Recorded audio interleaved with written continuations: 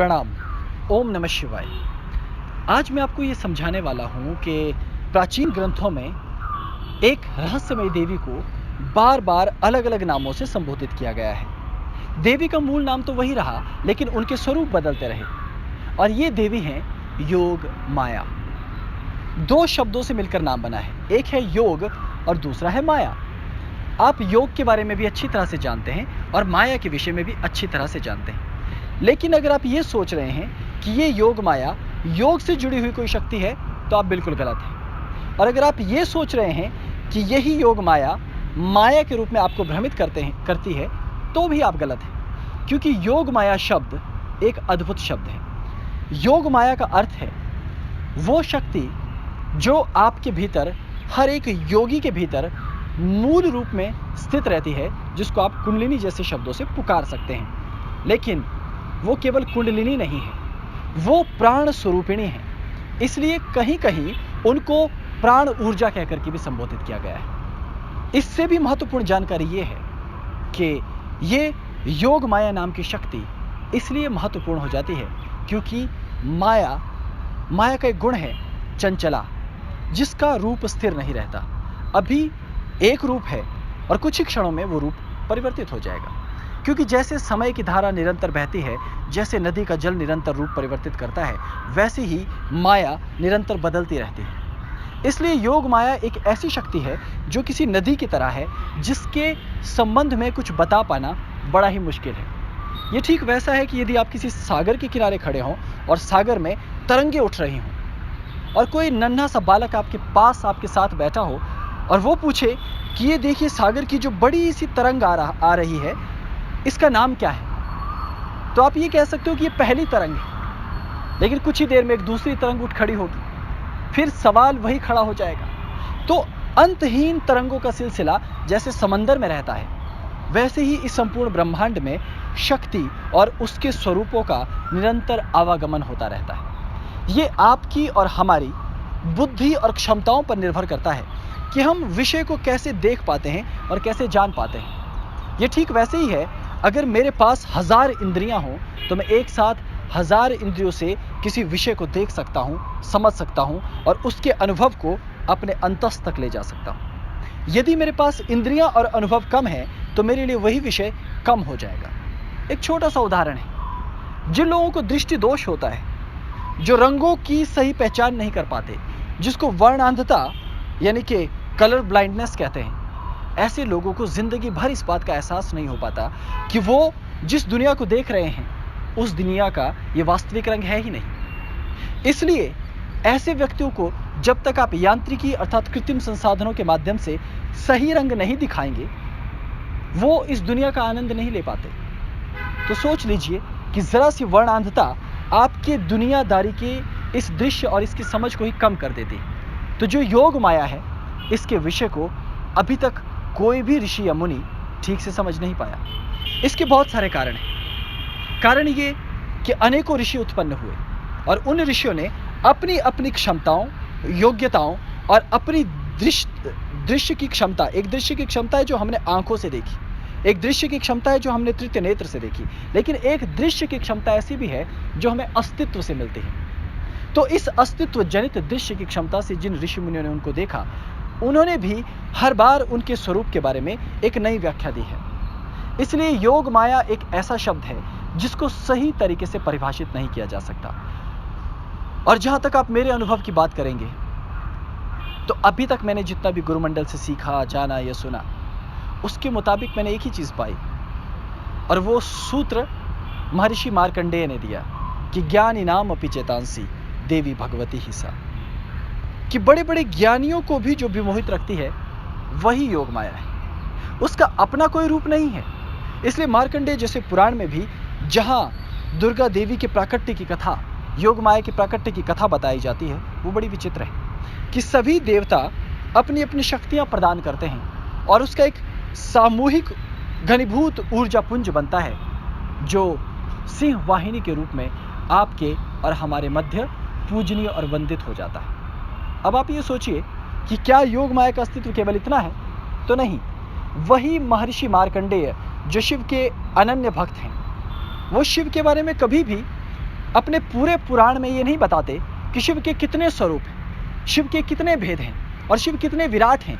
ये बताना तो महर्षि मार्कंडेय भूल जाते हैं, जबकि वो शिव के परम भक्त हैं। शिवलिंग को उन्होंने गले से लगा रखा है, लेकिन शिव की महिमा का गुणगान नहीं करते। शिव शिव रटते रटते अचानक क्यों महर्षि मार्कंडेय भगवान शिव की बजाय माँ शक्ति पर आ जाते हैं, और शक्ति का गुणगान करते हुए भी अक्सर वो इतने सारे स्वरूपों, इतने सारे रूपों के बारे में बताते चले जाते हैं कि एक मार्कंडेय पुराण के अंदर ही देवी के अनेकों स्वरूपों के बारे में वो हमें जानकारी दे देते हैं। अगर आप उसी पुराण के अंदर का जो ये खंड दुर्गा सप्तशती है, उसके अंदर भी अगर आप दृष्टिपात करते हैं तो आपको जानकर हैरानी होती है कि भगवान विष्णु के अतुलों में, अर्थात उनके नेत्रों में भी वही योग माया शक्ति रहती है और वही उनके नेत्रों से प्रकट होती है। लेकिन एक और महत्वपूर्ण बात यह है कि योग माया का वास्तविक स्वरूप क्या है। कहीं वो 10 महाविद्याओं के रूप में प्रकट होती है, तो अत्यंत गंभीर शक्तिशालिनी विद्याएं, उनसे भी ऊपर महाविद्याएं बनकर इस सृष्टि में स्थापित होकर ज्ञान को प्रवाहित करती हैं, और कहीं उप महाविद्याएं बनकर अपने अलग अलग स्वरूपों को प्रदर्शित करती हैं। उन्हीं में से 64 कृत्याएं हैं। 64 कृत्याओं और 64 योगिनियों का अपना एक संसार है, उनकी अपनी एक दुनिया है।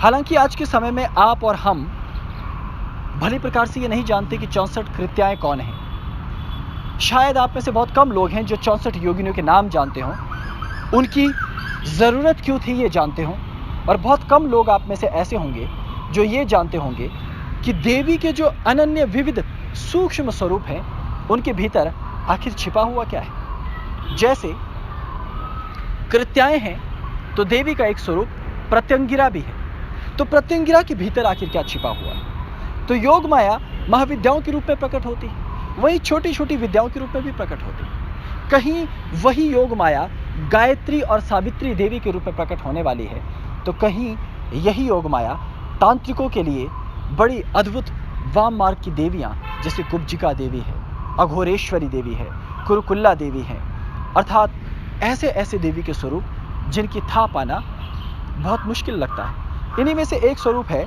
वज्र योगिनी का भी, वज्रिका का भी, वज्र वाराही का भी, वज्र भैरवी का भी।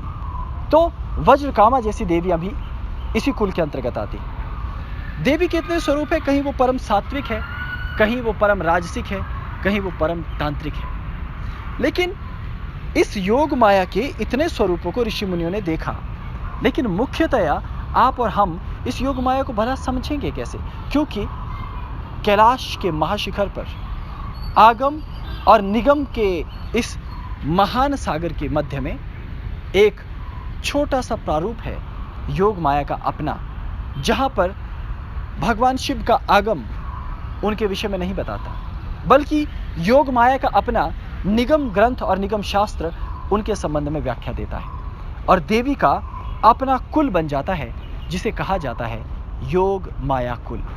ये योग माया कुल बड़ा विचित्र है। एक और तो जहां तंत्र मंत्र की अधिष्ठात्री नायिका के तौर पर कार्य करता है, वहीं योग शक्ति चित्त शक्ति के रूप में कार्य करता है। जहां योग माया सृष्टि और उसके वैभव और विलास की बात करती है, एक शक्ति से संपूर्ण सृष्टि और ब्रह्मांड के विकास की बात होती है, वहीं वो योग माया प्रकृति के विनाश, प्रकृति के नश्वर धर्मा होने के संबंध में भी अपने कुल में अपनी जानकारियों को, ज्ञान को आगे लेकर के चलती है। तो महाकुलेश्वरी के तौर पे यही भगवती अलग अलग कुलों का ज्ञान आपस में संजोकर एक महान रहस्यमयी कुल को प्रकट करती है। लेकिन इस सारे दलदल के बीच में हम फिर ये भूल जाते हैं कि हम योग माया को पीछे छोड़ आए।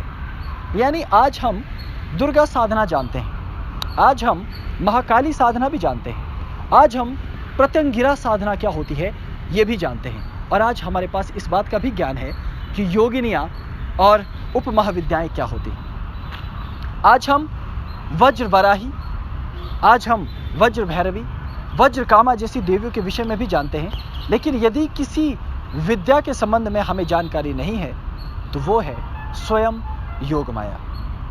तो योग माया के जो रहस्य हैं, उनके भीतर, उनकी विद्याओं के भीतर जो तत्व छिपे हैं, उसे जानने के लिए हमें बड़ी गहराई से इस विद्या को जानना पड़ता है। मैं पहले कुछ चीजें स्पष्ट करना चाहता हूं। उसमें से एक चीज है, एक तरफ है योगिनी और एक तरफ है योगिनियों के योगाक्ष। योगाक्ष पुरुष स्वरूप है और पुरुष शक्ति है, और योगिनियां स्त्री शक्ति है और स्त्री शक्ति का स्त्रैण तत्व का प्रतिनिधित्व करती हैं। लेकिन अगर मैं योग माया की बात कहूं तो योग माया एक अद्भुत स्थिति पर रहती है। योग माया पुरुष के भीतर भी समान रूप से स्थित है और यही योग माया स्त्री के भीतर भी समान रूप से स्थित है। यानी योग माया का अपना कोई गुण नहीं है, इसलिए उन्हें गुणातीता कहा जाता है। उनका स्वरूप कैसा है, इसकी व्याख्या अनेकों ऋषियों ने अलग अलग तरीके से दी।